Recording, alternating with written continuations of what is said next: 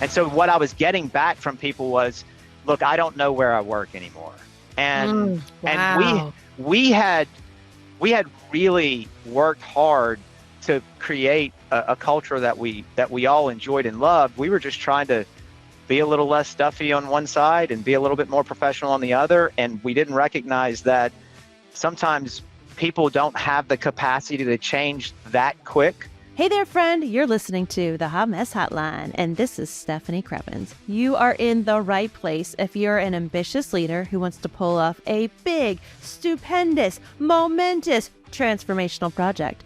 We teach you how to lead with strategy, innovation, flexibility, and focus for new business results, digital transformation, tough decisions, loving on your people, building culture, and so much more. Whatever you're working on, we've got hard-earned lessons from executives to make you more adaptable and put into practice as soon as this episode is over. Today's guest is my new friend, Don Monistere. He is the CEO and president of General Informatics, an information technology company.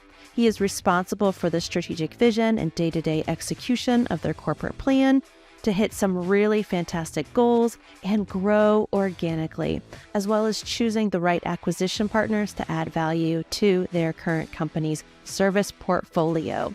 Don's time at General Informatics has been very productive. They've expanded from a Louisiana-only business with having less than 40 employees to having more than 200 today and being spread out across the entire Southeast, as well as parts of Colorado and California. Today's conversation with Don, prepare to laugh, prepare to learn a lot, and let's dig into Don's hot mess. Let's go, my friend. All right, Don. Yes. Tell me about your hot mess. Stephanie, can I tell you like 3 or 4 of them? Because I mean, one hot mess. I mean, you're really asking me to narrow these things down. All right, so one hot mess. The one that comes to mind that really taught me the most about business, people, and culture, and how tightly those all kind of intertangle. At one point, I'd say this was about 10 years ago, we were acquiring a company. Now, before I tell this story, I have worked with private equity since 2008. And a trend in technology companies is to go out and acquire companies, consolidate them, go through integration, et cetera. So in my career, I've done 19 acquisitions. Whoa. And yeah. And that is not an easy task. Now, what I'll tell you is that integration is always a challenge, right? There's always a little bit of anxiety. There's always some concern there. Sure. But this particular group, it was really, really interesting because this was more like a merger of equals as opposed to one really big company buying a little bitty small company, right? Okay. It was 2 companies that were basically the same size. Both had leadership teams that were intact. So if you can imagine, there's a little bit of jockeying for position at the leadership level. And what we recognized, so we were the acquiring company, we recognized from a standpoint of our business, we were a little stuffy. Like we were kind of conservative and staunch, and they were super, super laid back. I mean, I'd almost go as far as to say unprofessional. Yeah. And so when we started Wait, which side were you on again? Yeah, Remind me. exactly. I know, right? Everybody's like, you were the staunch? Like, no, I just happened to be on that side of the house. And it was one of the reasons why I was really excited about the acquisition, Stephanie, because we were thinking, God, we could really use an opportunity to kind of come to the middle. Like we were saying, we need to get rid of some of this stuffiness and be a little bit more, easy within the organization to enjoy our time. I mean, we spend so much time at work. And they were looking at theirs going, you know what, we could probably get a little bit more professional and we could probably do some things. So on paper, leadership's looking at this going, man, this is fantastic. This is kind of like a perfect yin and yang and a come to the middle. Yeah. And man, leadership should have talked to the people. What? Oh my goodness. It was a hot mess. And I found out very quickly. I mean, it was within 3 or 4 days of making the announcement to the team internally that people started asking a whole lot of questions about, hey man, they do things differently than us. How is that going to work out, et cetera, et cetera. And I'll give you an example. So at one point we we on a Friday, kind of like a Friday like today, at 4:30, we had beer 30. And this was one of their ideas. And I'm like, that's a fantastic idea. We should always do beer 30. And Agreed. so, yeah, right. And so leadership took a cart and we had cold beer and we were, pushing the cart through the organization and we were handing out beer. And I thought it was going to be a massive hit. And I had at least 4 people come to me Monday and go, I just want to know if that's going to be a thing every Friday, because I just don't know that I can work here if that's the case. And I was like, hey, man, it's beer. and and it's optional. You don't have to drink it. We weren't shotgunning it. We weren't, we only had one. And then on the other side, the only thing that we changed, or the things that we were starting to kind of influence, was, hey, you have to wear shoes to work.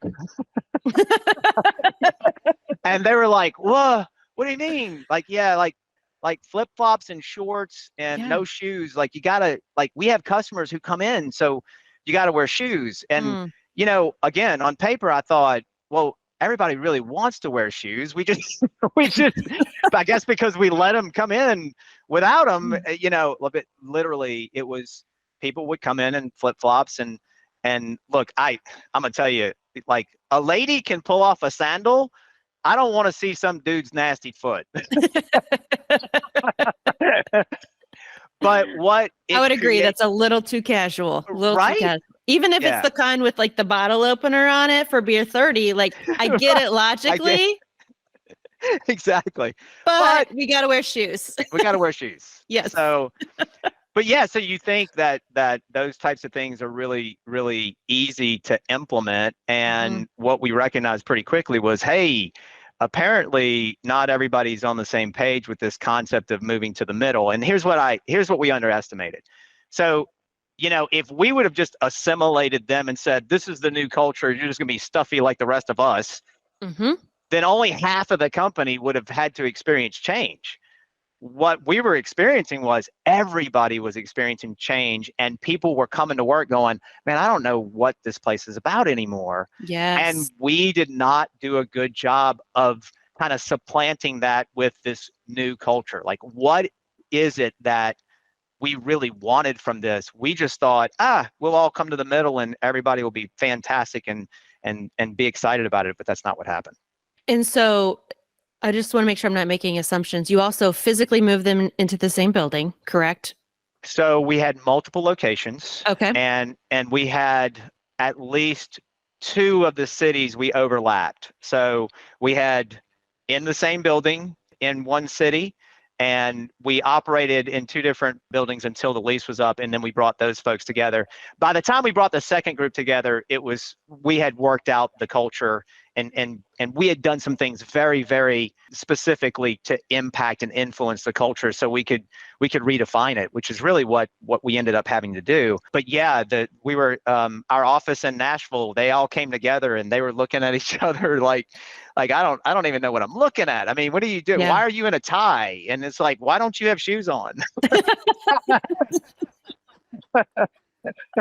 I mean, and you just don't, you don't recognize that when you've got that big of a delta between the two, even though we're the same type of company, we were delivering services that were very similar. The conversations that were being had and the way that people were behaving was very, very different. And so, man, what we had to do was really kind of shake the Etch-a-Sketch, and say, all right, let's redefine what it is that we really want, because we've got, and at that time we were probably about 200 people. We got 200 people who were kind of upset that we didn't think about how this was going to impact.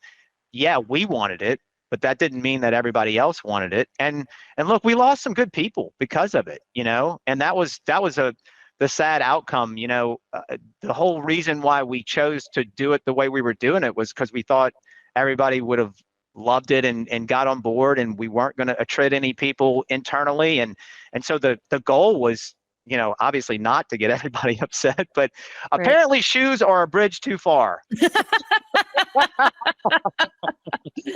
Everyone has their hill they're going to die on, man. That's right. Man. Apparently shoes are it. So what did that pushback feel like as people were expressing their displeasure on either side? What were you Yeah. hearing? What were you experiencing? Yeah, great. That's a great question. So it's worth mentioning at the time I was the chief operations officer about to move into the role of being the president of the company. And so I was going through a bit of a process of making sure that, we were not going to misstep during this integration because I was in charge of the integration. And what I was getting from a lot of people was, hey man, have you ever done this before? And I'm like, yeah, in fact, I've done it like at that time, like 12 times. Yeah. And we've never had this issue. And so as much as anything, I had to get over, how personal it was for me before I could get to a place where it's like, hey, we need to address this and decide how we're gonna to solve it. And so what I was getting back from people was, look, I don't know where I work anymore. And we Wow. we had we had really worked hard to create a culture that we all enjoyed and loved. We were just trying to be a little less stuffy on one side and be a little bit more professional on the other. And we didn't recognize that sometimes people don't have the capacity to change that quick. And then actually from that point forward, change the way that I approach acquisitions to this day. Because I am, in IT still. We just got done with an acquisition. Next week we're about to do an integration, but the approach is very, very different because of what happened, 10 years ago, which is great. I mean, it would be bad if I was continuing to make the same mistakes over and over again. Yeah, truth. So, but yeah, the approach for acquisition and integration is very, very different. And one of the things that is key, and keep in mind, this was about when Simon Sinek had become really, really popular with his book, and Yes. Start with Why, and that really resonated because we did not start with why. Yes. We started with, you got to wear shoes. And here's a beer. Yeah, and here's a beer. So, so the interesting thing was it was absolutely, driven. The mess was driven by leadership. And so I sat down with the leadership team. I'm like, hey guys, we broke it. We got to fix it. Yes. And so we need to sit down and really talk about, what it is that our people are experiencing and how we can change it. Yeah. Two things you mentioned that I want to highlight for folks. One is you said I had to personally get past what I was feeling. To me, it felt like failure. I mean, here I am, our business at that time had become fairly well known, and, we knew where all of our warts were, but anybody on the outside looking in was like, hey, that's a very well run company. They're operationally mature. They're good at what they do. And this was the first time that I've been kind of smacked in the face going, hey, don't take things for granted, because the fact of the matter is that you can make mistakes that are big enough to where it can cost you good people. And that's exactly what happened. So for me, that personal feeling was failure, and I had to get over it because I knew we were the ones that had to fix it. And so while it's good to resonate on the fact that, you can't ever get ahead of your skis, right? You can't ever say, I've done this so many times, I don't have to pay attention to it. That's usually when you make the mistake, right? Yes. And I think we kind of came into it that way, where it's like, hey, we've done this before. It's no brainer. Let's just get it done. And for me, it was just recognizing, okay, no, you don't always have all the answers. You do need to involve the folks who are on the team, because those are the people who are really making the difference, right? Those are the people closest to the customers, and you want their input, you want their feedback. So. Yes. Yeah. And the other thing you said, some of the pushback you were getting is when folks were saying, I don't know where I work anymore, which I heard, I feel lost. Yes. Yeah. And I will admit that for me, like, I love work. I just love it. I love coming to work. I love where I work. I love, the people that I work with. And so the culture, is as much about the work that we do as opposed to how we do it. And so when they were telling me, hey man, I'm lost, I was struggling with it. I'm like, hey, tell me more about that, because I don't see that there was this massive change. And of Right. course, what I was getting in return was, no, done. This has been changed for everybody. And that you guys might see this as something that's relatively small, but we're not having fun anymore. And Mhm. it was okay to work hard, if we're having fun. And, at the end of the day, what we had to do is redefine it. And that's, it's interesting. Probably the best strategic meeting I've ever been involved in was during this time, because we had to reinvent ourselves. We had to Yeah. understand what our true vision was for those two companies coming together.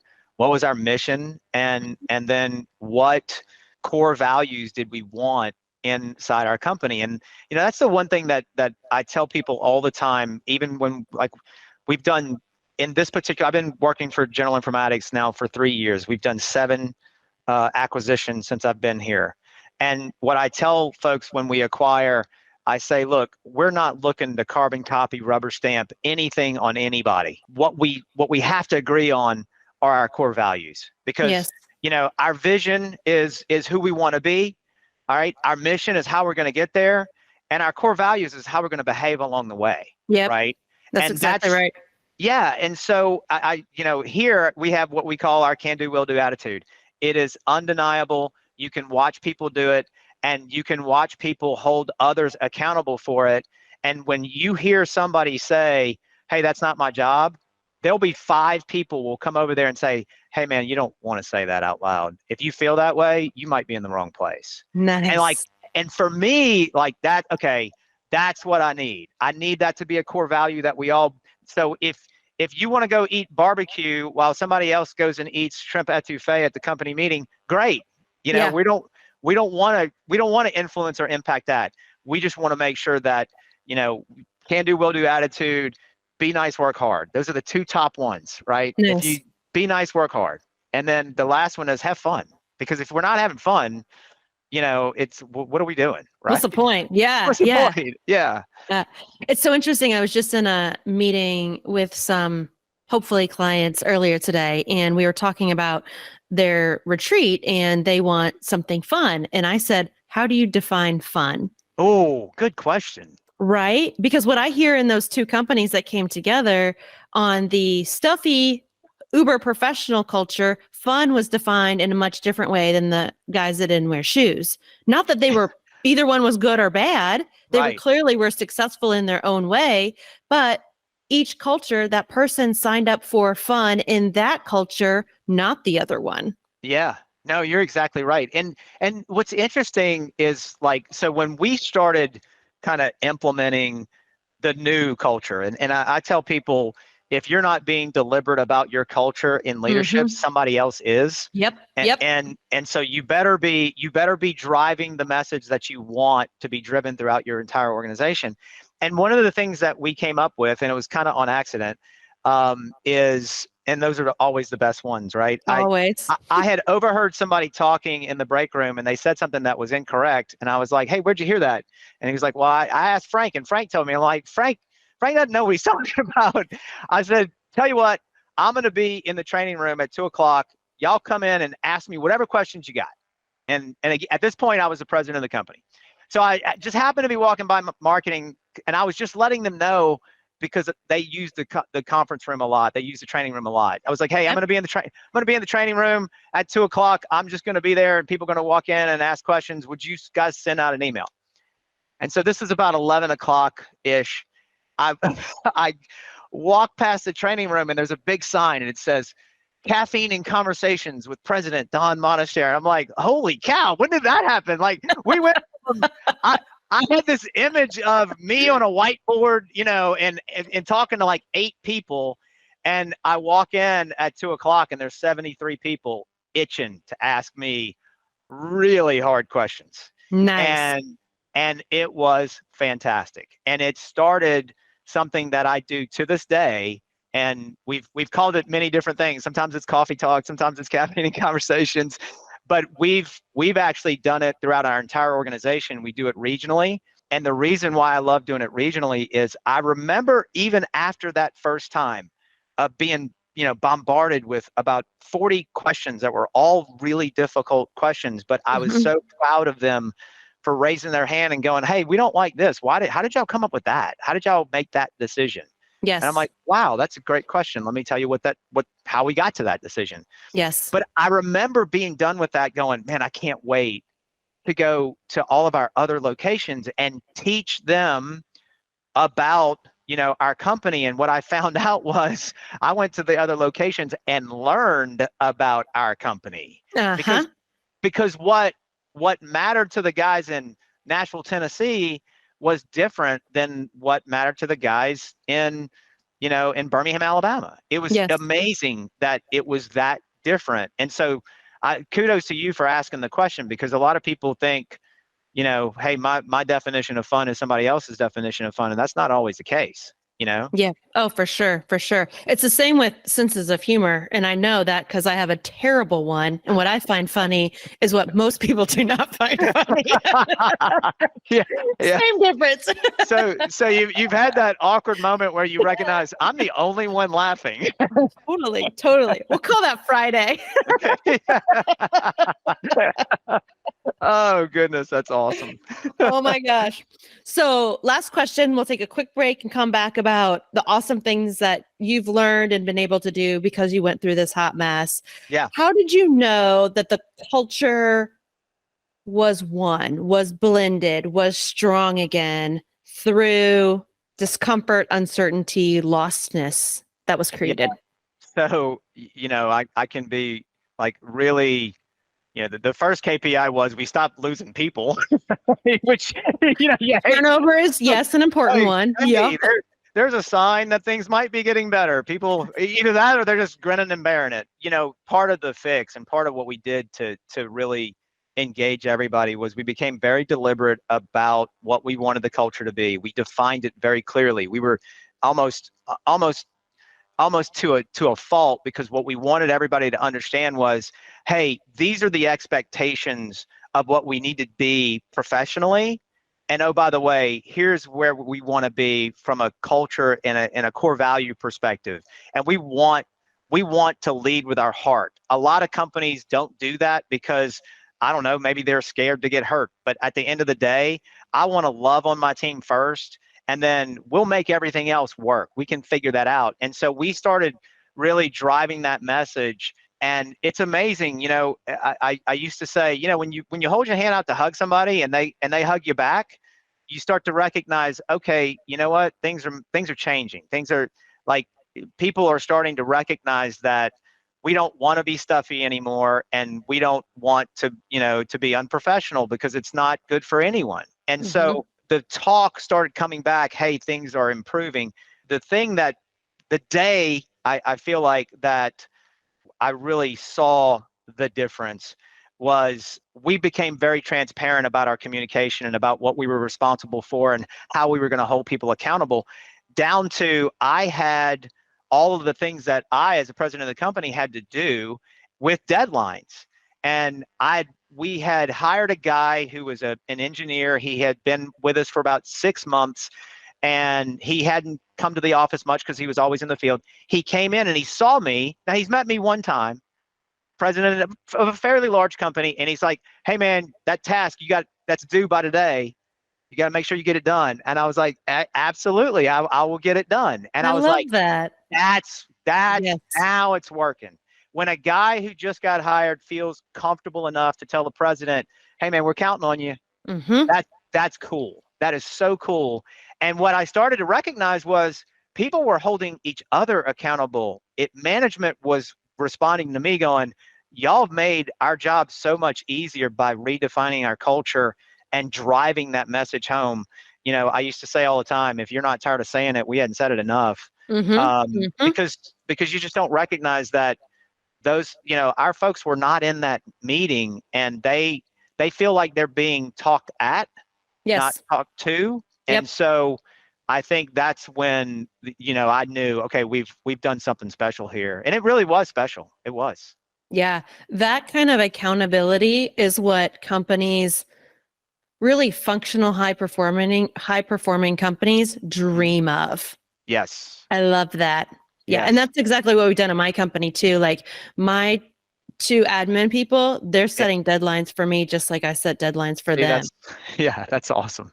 Yeah. Oh yeah. It's the only way to roll. Like, Yeah, thank yeah, you for making my life so easy that I can step in, knock the task off, and you can keep going with the work. Like, thank you. yes, Yeah. absolutely. Well, let's take a Awesome. quick break and we're going to Okay. come back and I want to talk about I just feel like part of the secret sauce for you as a leader and for what you've done in this company is there's this magic between transparent communication, communicating with transparency, Mhm. I think there's slight differences to dig into, but let's come back and we'll talk about that. Sounds fantastic. All right. Well, we take a quick break from this amazing conversation today. I want to share with you a new tool that I have for you. I think that there's a myth in our workplaces. Well, let me say this. I know there's a myth in our workplaces that meetings have to suck, and I don't believe that whatsoever. By all accounts, our time in meetings have doubled, if not more, since the start of the pandemic. And this time with your colleagues should not be a waste of time. It should be the most valuable. So if you're looking for more resources to lead meetings that are productive, powerful, impactful, and have everyone participating, get over to my website at stephaniecrevens.com/lead kick-ass meetings and get some new tools so that when you leave a meeting with your colleagues, you're not left going, what the actual F was that? You're going, yes, we're going to take on the world together. Let's get this done, because it was an unbelievably powerful meeting. Those tools are out there for you, my friends, and they're on my website today, stephaniecrevens.com/lead kick-ass meetings. Now, let's get back into that conversation. So, Don, you mentioned that was about 10 years ago. You've Yep. done multiple mergers and acquisitions since then. Help us Yes. understand how you got from that place to where you're at now and what you're working on. Absolutely. So, man, during that process, I guess that was around, let's call it 2013, 2014. And we had done about another 4 or 5 acquisitions before we ourselves were acquired by a regional CLEC, which is a regional telephone carrier. They Okay. had a wireless division. They had a managed services and technology division. And so I ran their entire managed services and technology division. And I'll just say that there was some interesting cultural differences. And I had done so much work in getting our leadership team where it needed to be in order to run without me, because I was kind of ready for something different. I'd been with that company. I mean, this basically was my company that I started in 1993, ran for 15 years, sold it to private equity, and then we grew it, over the next 11 years. And so I went from the kitchen table to, 400 employees and doing over $200 million in revenue. And I like that's a win. Like, I wanted to take a victory lap and Yes. and then kind of sit back and go help other companies get through some of these hot messes that they're in, right? Yep. And the leadership team was ready. And so I kind of got out of the way, and it's worked out famously for everyone. About 2.5 years ago, I got a phone call from another private investment company, and they said, "Hey, we want to go do, a managed services provider, and we know that you've done this before and that you've experienced it." And I got the scars on my back to prove it. And he said, "Would you come look at this and do it with us?" And I said, "You know what? I'll come look at it." And when I got here, and this was in November of 2020, when I got to General Informatics, I noticed some very specific things about their service delivery model that solved some problems that we were trying to solve in the other company that I worked with. And Yep. I'm like, wow, man, that's very different. I like that model. And I got really intrigued. So I said, yeah, I'll interview for the job. And here we are 2.5 years later, 7 acquisitions later. Yeah. Yeah. And it's I never thought. I always think about my dad. I would ask my dad from time to time, "Dad, how do you know that?" He's like, "Son, I've been around the sun more laps than you have." And so I feel the same way now about where I am today. I've been able to do certain things in my career because I did get the opportunity to mess up. I did Yes. get the opportunity to fix my mess, right? Yes. So yeah, I mean, being back in IT, I love it. And it's interesting. There are a lot of parallels between the two organizations, but I knew from the very beginning, we've got to focus on making sure that our culture is intact. And when we do acquire somebody, I I tell them, hey guys, if I'm not listening 10 times more than I'm speaking, tell me to shut up and tell me what's important to you. Don't let me tell you anything. I want to hear from you. And usually, Stephanie, people are asking me, hey, when's all the change coming? And Uh-huh. it's like, Uh-huh. and I'm like, okay, this is working, um, because I don't want them to feel that change. I want them to want it. And it's not like we're holding back. We're listening. And so I tell my team what I've found, and this is really interesting because I didn't recognize it, 15 years ago. And this is what led to a hot mess. I've found that as we've gotten bigger and we go acquire, the way that even my management team talks about the integration is a lot more aggressive. And I'm like, hey guys, hold up. Mm. Recognize that those people over there are scared. They're all Yes. scared. And Yes. and they think we're going to come over there and cut everybody.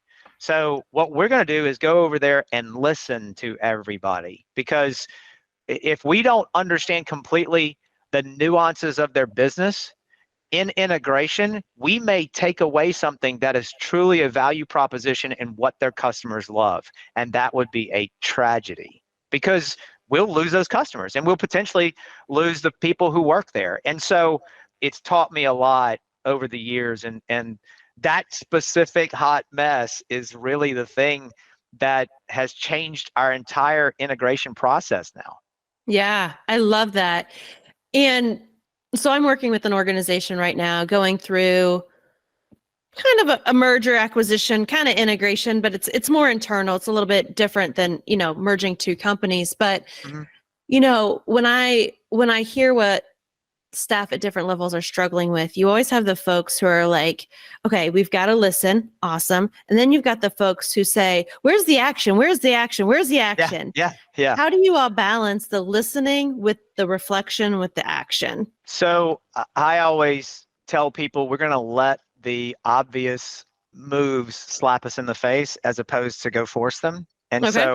so in the business of acquisition, they call that a synergy. Now, sometimes people use synergy as a term of go cut people, right? And so Mm, I don't necessarily like to use that word, but I always say we're going to let the synergy slap us in the face. We're not going to go force them.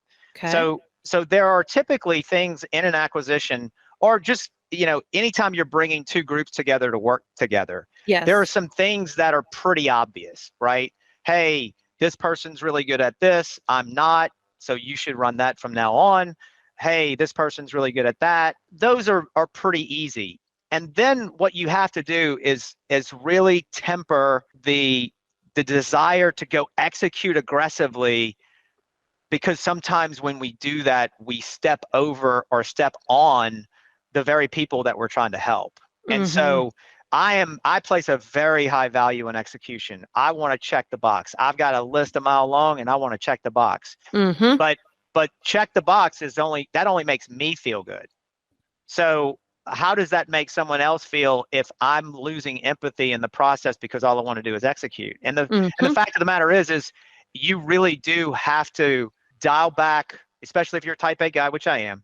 You got to dial back that aggressive behavior of I got to go get everything done because it's all on me, and say, hey, if you were making decisions at my level, what is it that you want me to hear?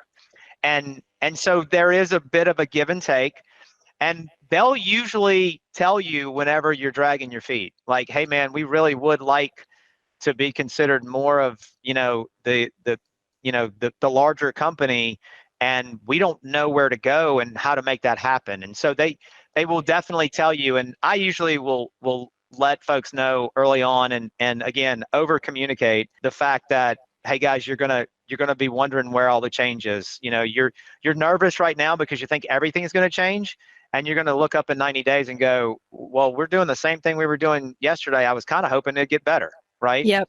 Yep. And so I always chalk that up as a win, because the opposite of that is much more dangerous to the organization as a whole, and it doesn't serve the customers well, because it was one thing for my internal team to go, I don't know where I work.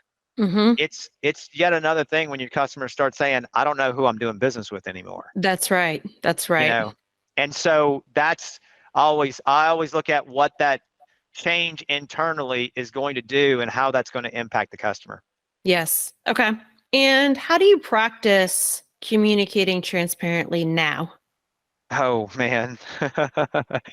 I love that you use the word practice because you know, I've published 3 books, and one of the things that I talk about in my last book, Enhance Executive Performance, is you got to practice things that most people would think were mundane or just normal tasks. Mm-hmm. You know, I compare it to an NFL wide receiver. An NFL wide receiver has run routes his entire life, but he practices all off season running that route as crisp as he can. Now, a lot of people say, yeah, but that's a pro athlete. And I always come back with, I turned pro in this. Look, I'm five Word foot up. six. Yeah, I'm 5'6" and I ain't that fast. So I ain't ever gonna be a wide receiver. So I better get good at this. And if that means practicing how to hold a meeting, if that Mm-hmm. means practicing on how to write an agenda. And Yes. so to your point of practicing transparency, it's getting that desire to hide because you're worried about what people might think. Mm. You've got to just be okay with the truth being enough. And if that means somebody can't stay, then that means they're not in alignment with who the company has become. And that's okay. That's not a critical thing. And so I'll share a story with you. So when I first got here, there was an engineer who had just made a mistake. He just made a flat out made a mistake. And he looked at me and he said, "What are we going to tell the customer?" I said, "The truth." And he was like, "Okay, yeah, I can do that." And like, "What did y'all do before?" and, and We don't he's want to like, know. We don't want to "Yeah," know. he's like, "I goes, I just didn't know if that was going to be okay with you because, I mean, they could get mad." I'm like, "Yeah, they can." And you know what? If we've done everything right and we made this mistake, maybe we've got a little bit of grace here. Just recognize that we don't have a whole lot of grace after that. So we're going to have to really cross our T's and dot our I's and make sure that we're doing what we're supposed to be doing.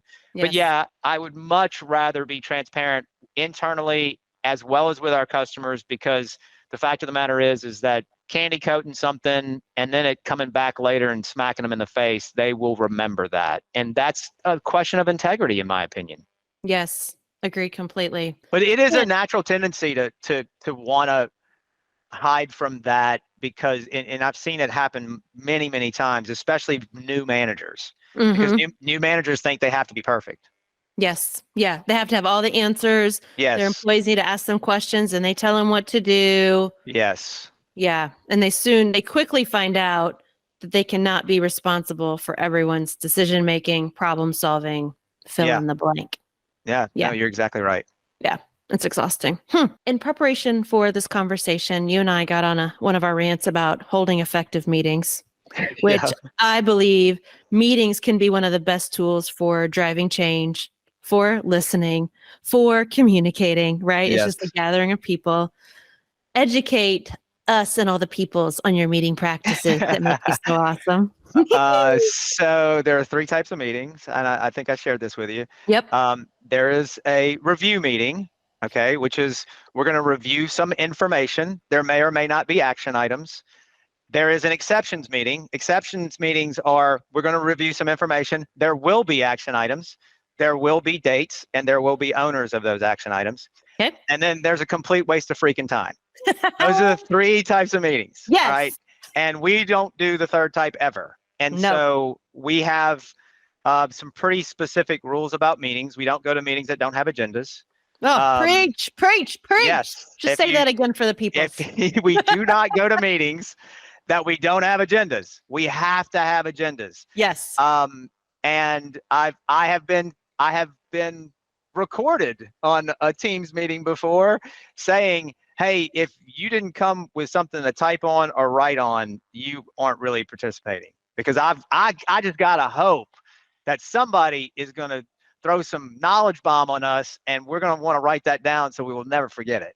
Yes. And so, Otherwise, why are we using all this time and money to be right, together? right. And so, look, meetings are one of the most expensive things that a company does, Yep. and there better be action, that comes out of those meetings. And if there's not, then you're really not. You're bitching. That's all you're doing. Yes. You know what I'm saying? You're getting in with your peers and you're bitching about something. And look, I remember the first time that it dawned on me that meetings were so important. I watched a 1 hour meeting and I let it happen. I wanted to see how far we were going to go. And I said, hey guys, let me ask a question. Yes. Did y'all think this meeting was effective? Yeah, it was good. And they probably felt good about the meeting because Sure. they got to bit. They got to let it all out. They got to vent. And Yep. I'm like, look, I tell you what, here's my observation. I'm glad you guys had an opportunity to vent. Yeah, I mean, it sounds like there's some issues that really need to be worked out. Nobody's leaving with action items. Nobody's leaving with dates. Nobody's owning anything. So my assumption is that the next time y'all meet, it's going to be exactly the same. Mm-hmm. So nothing's going to change. So that must mean y'all like to vent. That's Yes. and so we've got to have action, and that's where I come back to. I place a very high value on execution. I'm a very hands-on CEO. I get told probably too much at times. I don't micromanage. I let my teams manage their groups. I'm more hands-on with customers. Like when I'm talking to a customer, I'm usually getting feedback, and a lot of times like I enjoy doing this because the customer loves it. Like I'll be talking to a customer and one of my guys is having a conversation. I'm like, hey, hold on, I'm going to be on his side. Tell me that again, because I don't know if I completely understand or believe what you just said. And they're like, okay. And the customer's like, yeah. And so, you know, I place a high value on execution, but man, you can't walk into a meeting and not be disciplined in your approach. And I do practice it. I prepare for every meeting that I have, especially, my executive leadership meetings. I run through the agenda and I make sure that at least the parts that I have talking points on, that those talking points are crisp. They have a message that needs to be disseminated amongst the group. And Yep. then post those meetings, we typically talk about the cascading communication plan. Like, what does that look like? How do we communicate? What do we communicate? And at what frequency? And usually that makes a huge difference in the way that meetings are held and really the outcomes from those meetings. Absolutely. Absolutely.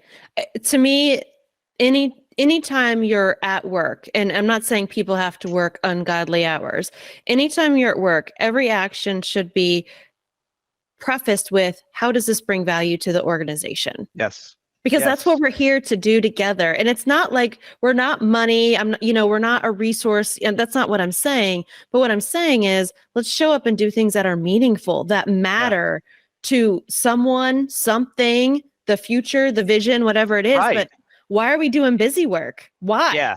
Yeah. No, trust me. And that just that unnerves me when Yes. I hear people talk about, well, hey, that's administrative, or I'm like, no, everything we do should add value.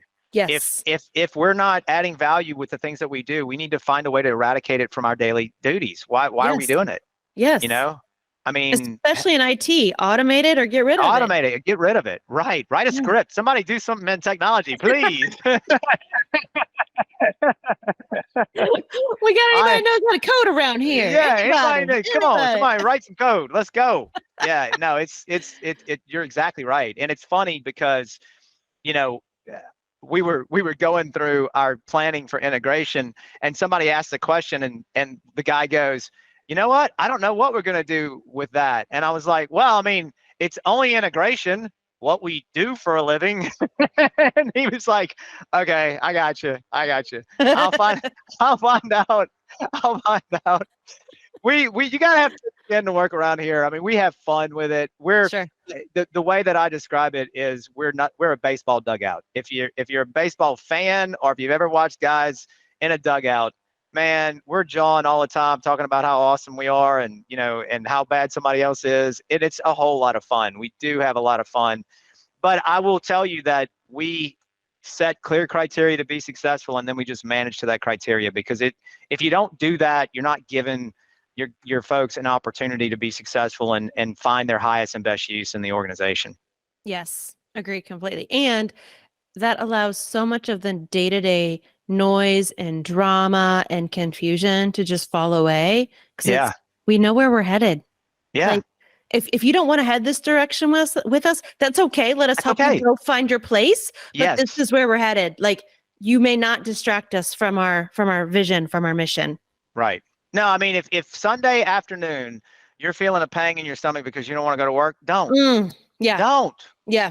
Don't. You're in the wrong place. Yes. Stop. You know? Yes. You should be jonesing. You should be just wanting to be there. And look, I know not everybody has that. I get that. And I think a lot of people might listen to this and go, "Oh, well, that's easy to say because you're the CEO." Sure. And I had a conversation with one of my guys yesterday, so I'll share this with you because I think this is the epitome of this conversation. I was walking to my car because I had to go get something out of my car, and I just was being polite to the person that I was walking by. I said, "Hey, I'm walking to my car. I'll be right back." I said, "Hey, man, how you doing?" He goes, "I'm doing pretty good."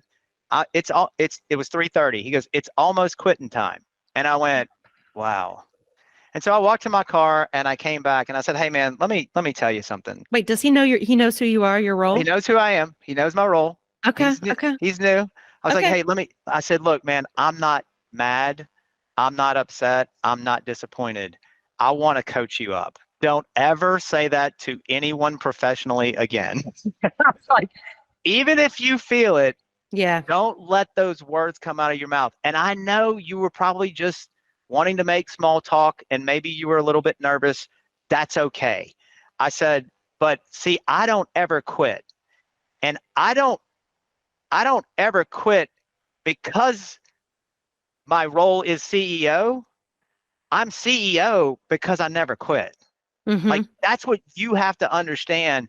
And if you don't get charged about the work that you do, let's find something better for you. Let's find out what your highest and best use is. Because Yes. when you find that, man, when you go home, when you eventually stop working, man, you feel fulfilled and you can have a sip of maybe bourbon, which is what I like to have a sip of, and and go, you know what, I had a good day today. And I Yes. was able to influence my company by adding value to the things that I was doing. Yes. Yeah. Yeah. No, it's, when I started my business 8 years ago, I was so jaded from being an employee. And I thought, oh, surely all my life coaching stuff's going to lead to people starting their own thing. Right. Yeah. And I quickly realized how dead wrong I was. And it's not that you get to write your own destiny because you're the CEO. It's not like, choosing this route is not for the faint of heart to build a successful business. No, You you're right. know, I now get to design my days when my clients don't design all the other hours, right? Like Right, you're right, always right. accountable to somebody. Yeah. But the truth of the matter is everyone has a part to play in this world and making it better where they're supposed to make an impact. Yes. And it's your duty to yourself to keep searching until you find it. Yeah. And all the leaders in the world can be, leaders can say things like, oh, well, it's a job and we need you here. And, at least you're Yeah. getting a paycheck, whatever it is. No, life is way No. too short to work for a Yes. paycheck. Like it needs to propel you out of bed in the morning. If that's someone else's company, there is nothing wrong with that. Or if your Right. title is coordinator, there is nothing wrong with that whatsoever. But living this life where you dread Mondays and look forward to Fridays, like, Yeah. God, no, man. I No. mean, so I'll share this with you. So we talked a little bit about this earlier. I'm second Hmm. generation Italian. My grandfather came to this country in the sixth grade. He was illiterate. He never could finish school because he had to work. He was in the Mm, fields, right? yeah. And I used to watch him in the field. And look, if you've ever picked peppers in July in Louisiana, it is 102 degrees. It's 100% humidity. It is miserable. And my grandfather used to do it with a smile on his face. And I asked him, I was like, Gramps, why are you always, we used to call him Chief because he kind of had this air of aristocracy. And I was like, Chief, why are you always smiling when you're in your field? And he said, I'm not in charge of the dirt. And I was like, excuse me, I'm not in charge of the fruits. I'm not in charge of the vegetables. I'm in charge of the dirt.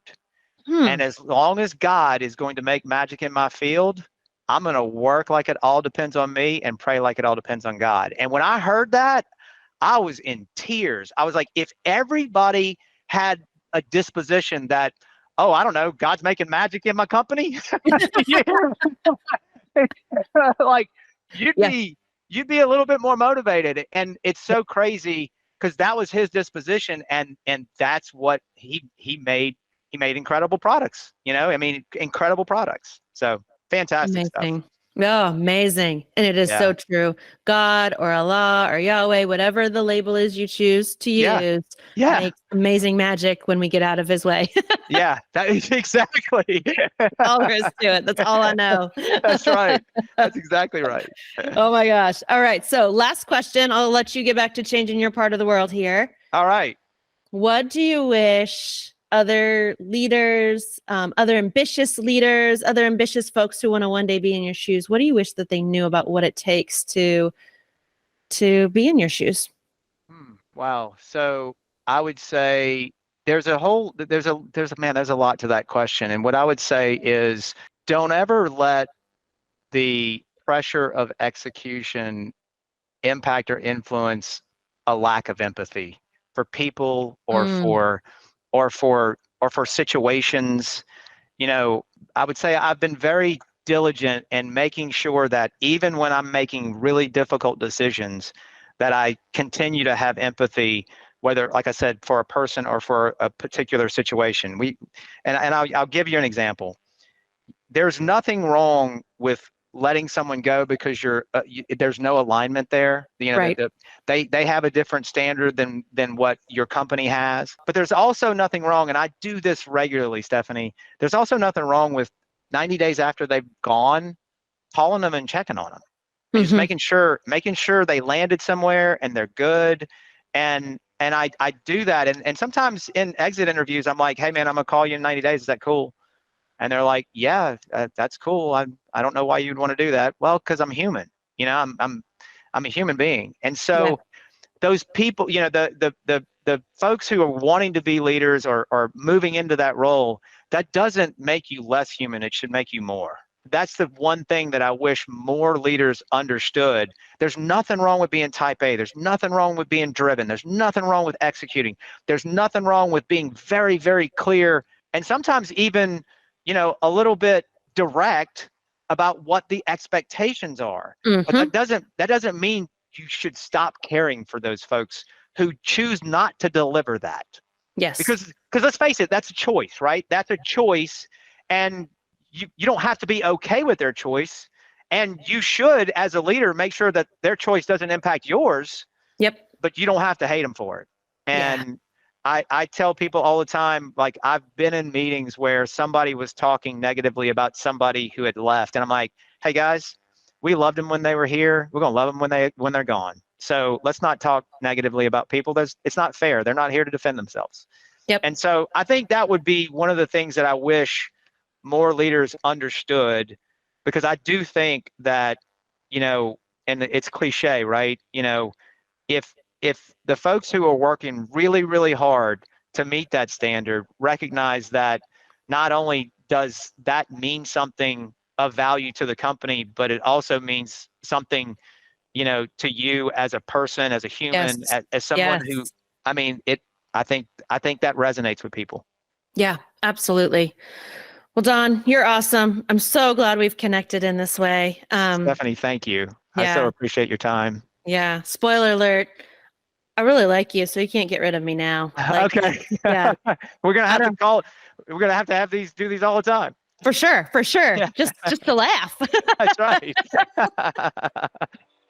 Stephanie, oh my gosh. Thank you. Fantastic. Well, my friend, I promised you a little bit of fun, and I hope you had it while you were listening to our conversation. I know I did. Some of my top takeaways, and I'd love to hear yours too, wherever you're watching and listening in. But some of my notes here I've got today, as a business leader, we oftentimes make decisions that make sense on paper, and then you go to put them in practice and you get hit with a lot of resistance.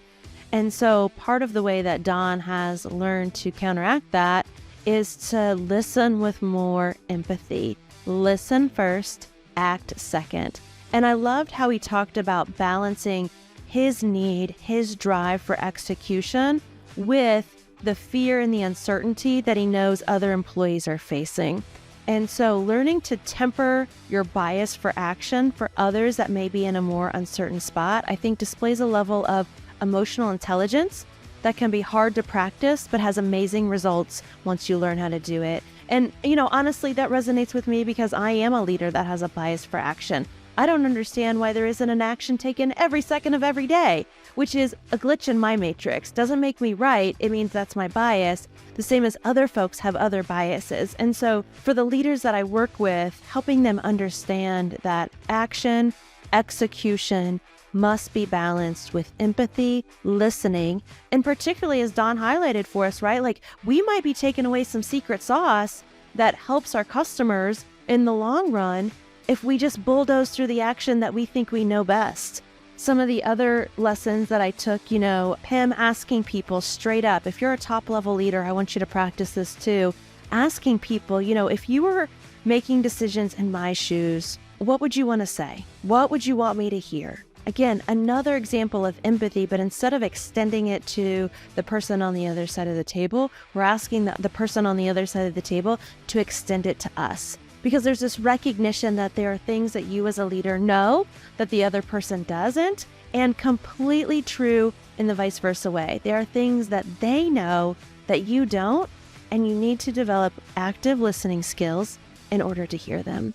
And finally, as a leader, being okay with the truth, being enough, being okay with you messing up and not having all the answers. Amazing lessons in emotional intelligence, empathy, listening, and ultimately continuing to build a culture that delivers values for its customers, because that's what we're here to do together. It's not about the business itself. It's about delivering value, creating value for each other as employees and as a set of employees to a set of customers.